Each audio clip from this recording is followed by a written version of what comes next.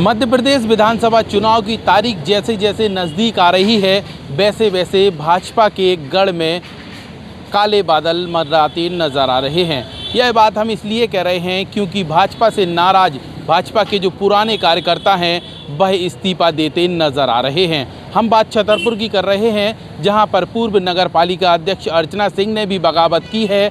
बगावत भी इसलिए की है क्योंकि उन्हें टिकट नहीं मिली। अब आप कहेंगे कि बगावत किस बात की है, तो हम आपको ये बता देते हैं कि नगर पालिका की पूर्व अध्यक्ष अर्चना सिंह ने टिकट की मांग की थी और उनकी जिज्ञासा है कि उन्हें छतरपुर जिले की 6 विधानसभा सीट में से 3 पर किसी भी सीट पर टिकट दे दिया जाए। तो भाजपा आखिरकार इन्हें सीट पर कैसे टिकट देगी, क्योंकि महाराजपुर की बात करें तो महाराजपुर से कामाख्या सिंह को प्रत्याशी बनाया गया है। वहीं छतरपुर की बात करें तो पूर्व राज्य मंत्री ललिता यादव को प्रत्याशी बनाया है। अब बात आती है बिजावर की, तो बिजावर में जो विधायक हैं राजेश बबलू शुक्ला, इन्होंने साइकिल का साथ इसी बात को लेकर छोड़ा था और कमल का फूल खिलाया था, क्योंकि इन्हें आस थी कि आगामी जो विधानसभा चुनाव होगा उसमें इन्हें टिकट मिलेगी। तो अब ऐसे में बबलू शुक्ला की टिकट भी कैसे कट सकती है भाजपा से। तो कुल मिला के जो 3 सीटों पर मन अर्चना सिंह बना रही हैं, उन तीनों सीटों पर भाजपा ने अपने कैंडिडेट लगभग तय कर दिए हैं।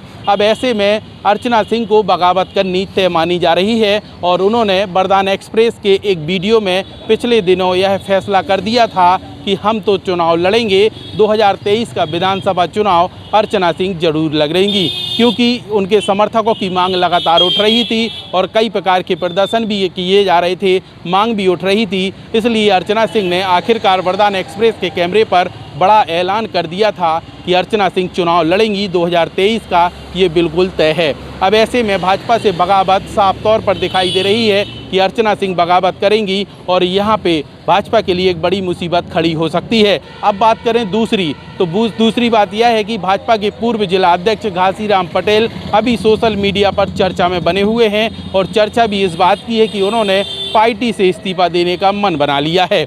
मन भी इसलिए बना लिया है क्योंकि सोशल मीडिया पर लगातार उनके नाम की पोस्टें डाली जा रही हैं और यह बताया जा रहा है कि उन्होंने इस्तीफा पत्र लिखकर भोपाल भेजा है। लेकिन छतरपुर की बात करें तो जिला मुख्यालय में किसी भी प्रकार की बात सामने नहीं आई है। इस बात को लेकर हमने जिला अध्यक्ष मलखान सिंह से भी बात की, तो उन्होंने इस बात को सरे से नकार दिया और यह कह दिया कि हमारे पास किसी भी प्रकार का इस्तीफा लेटर नहीं आया है, ना ही पार्टी आला कमान से किसी भी प्रकार की सूचना आई है।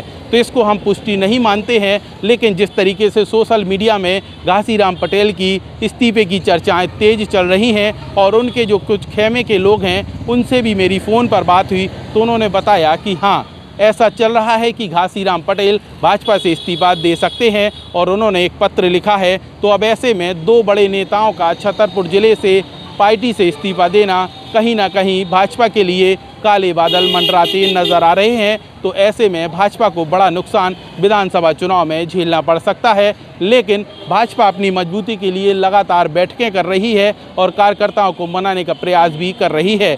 तो अब देखना यह होगा कि भाजपा अपने रूठे कार्यकर्ताओं को कब और कैसे मना पाती है, या फिर रूठे कार्यकर्ता किसी और दल का साथ चुनकर आगामी विधानसभा चुनाव के रण में कूद सकते हैं। तमाम चीज़ों को लेकर यहाँ पे सस्पेंस बरकरार है। लेकिन ये तो बात तय हो चुकी है कि भाजपा के अंदर खेमे में बगावत के सुर लगातार फूट रहे हैं। तो ऐसे में कहीं ना कहीं भाजपा को बड़ा नुकसान होने वाला है। छतरपुर से छोटू शुक्ला के साथ मैं लोकेश चौरसिया, वरदान एक्सप्रेस।